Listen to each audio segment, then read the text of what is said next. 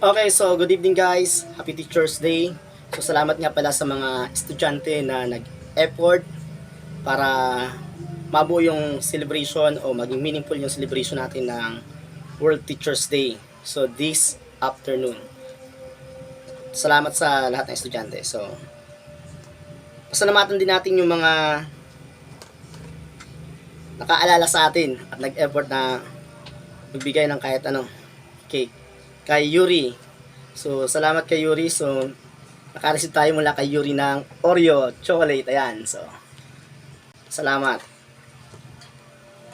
Then, eto naman, may kasama tong chok. Iniwan ko na yung chok. So, ano siya? Rubik cubes pero pencil case. Ayan. Pwede siya maging pencil case. So, mula siya kay Julia. Okay. So, collector si Julia ng Rubik's Cubes. Ayan.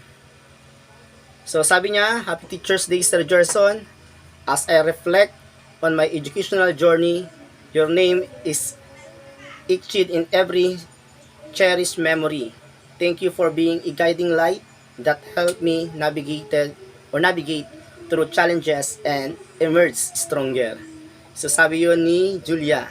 So, thank you, Julia, for appreciating what had been done. So I hope it will help you to be successful someday. And next, so may nag-iwan pa sa table natin. So thank you din kay Perua. Okay. May ano siya, binigay ding Chocomocho. At kay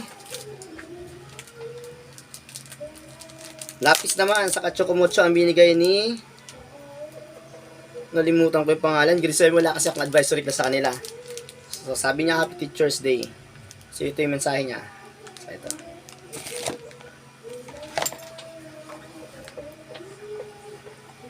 So yun. And last, mula kay Evan, sabi niya Happy Teacher's Day from Evan. So tingnan natin kung ano kaya naman. Wow! So, Bayad Dolorosa. So ito yung binigay sa atin ni Evan. So ano kaya to?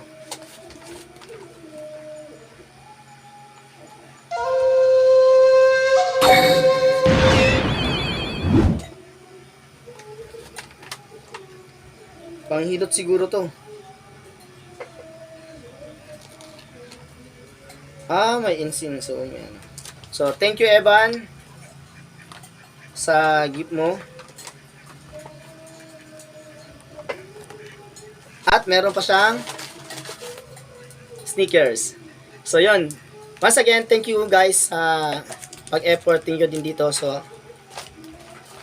ganyan din sa mga estudyante, again, thank you for the efforts in this World Teacher's Day. So it makes my day meaningful. Thank you.